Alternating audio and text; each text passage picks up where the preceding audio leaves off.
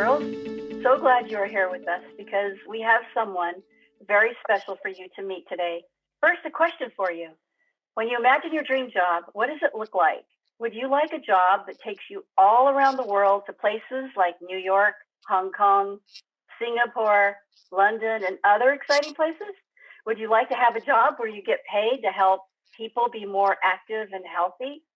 Raise your hand if that sounds great to you. I can't see you raise your hand, but I can feel it.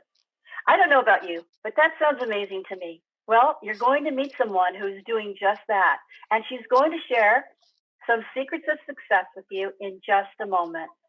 Now, before we meet our special guest, I want to introduce you to Shawnee Zuberi. Some of you girls may have met Shawnee before because she has been to GLAM. One time she came as a speaker and another time as a mentor. Shawnee Zuberi has actually been our GLAM lead mentor for GLAM live events for the last 3 years and a junior at Sacramento State College. Shawnee is studying film production. She wants to be a film producer one day and run her own film production company. She is going to interview our special guest, so take it away, Shawnee. Thank you, Miss Margaret. I'm so excited to interview our special guest. Her name is Rhonda Vetere. She loves technology, and Rhonda is in charge of technology and computer systems at Herbalife. Her official title is Executive Vice President and Chief Information Officer. I know you can't wait to meet Miss Rhonda, so let's get started. Miss Rhonda, thank you so much for joining us. Well, thank you, Shawnee. I'm honored to be here. Yes, it's wonderful. Thank you. Miss Rhonda is going to share with us some cool things about working in tech, and we can't wait. But first, I'd love to ask you a couple of questions. Sure. Marvelous. In addition to being a very successful executive who has traveled all over the world, you have written 2 books. One is called Grit and Grind, and on the cover, there's a picture of you with dirt all over your face. Can you tell us more about it?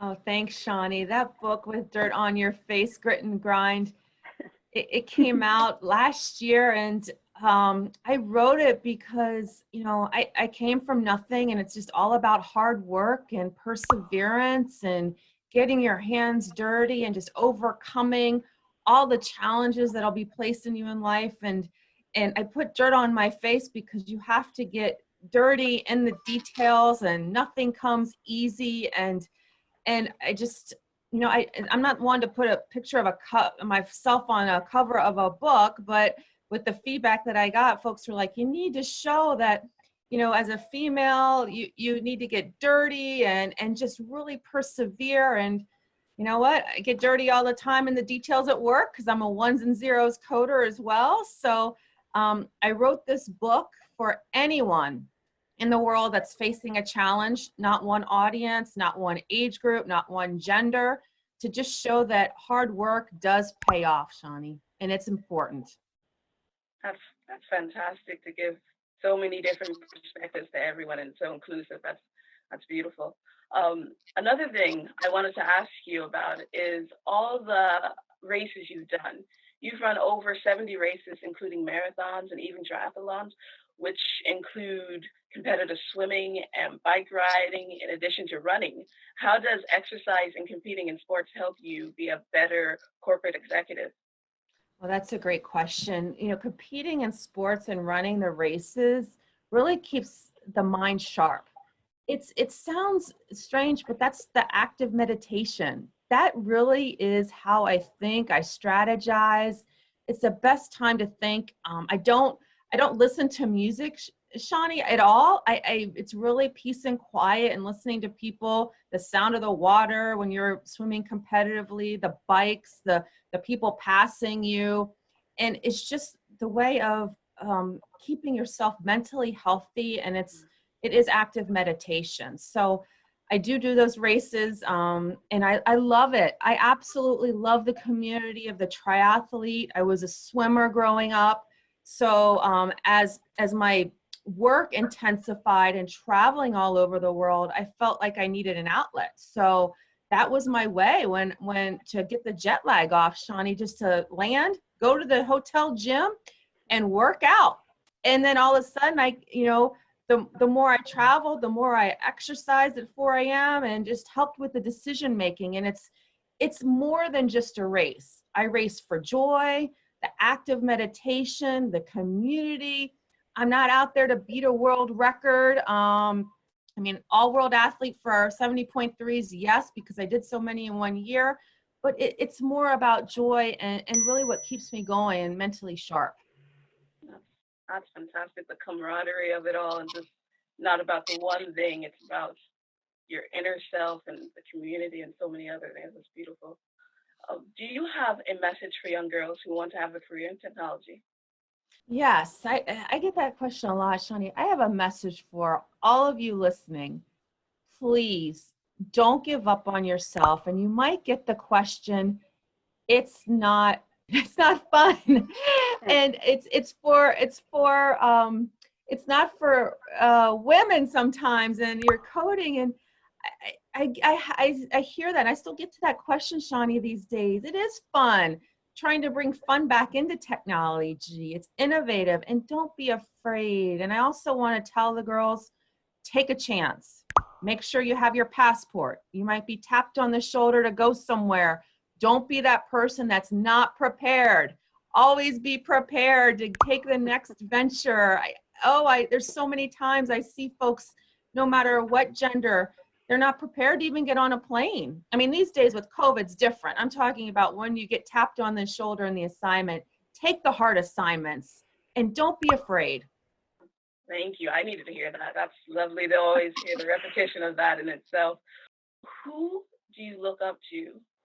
Who did you look up to when you were growing up? I looked up to my mom, Shawnee, and my great Aunt Margaret, who was one of the first female lawyers on Capitol Hill. When I was growing up, there wasn't a lot, I still look up to my mom, there wasn't a lot of female leaders. All my mentors have been men. They still remain to be. So I think that's why, Shawnee and Margaret, I'm so passionate about this, because I want the girls these days to have female leaders. And I know growing up, I didn't have one. I look up to Condoleezza Rice, what she's done. I mean, obviously there's some big iconic, but I look up to technology CEOs, Jamie Dimon. I look up to Michael Dell. I look up to icons that have helped me with my career, and have led the way. But I'm very passionate, and I'm hoping this touches the young girls, because there's not enough female leaders out there, especially when I was growing up. There wasn't any. Yes. Yeah. That's going to hopefully change very soon. Yes, we're on a mission to do that change, right? Yes. Fantastic. At GLAM, girls learn that we each have our own inner superpower, and we learn how important it is to embrace what is unique and different about ourselves and others. And for you personally, how would you define a superpower, and what is yours? How would I define a superpower? Tap into yourself. Everyone has a superpower, and challenge it, whether it's seeing folks for how they are, your gut going crazy to anticipate items happening, taking a chance on someone with talent, learning how to read the room. I would say my superpower is mining for talent and being able, no matter where they are in the globe, to put them in careers and take their diverse knowledge and diverse way of thinking and putting them in jobs and helping them grow.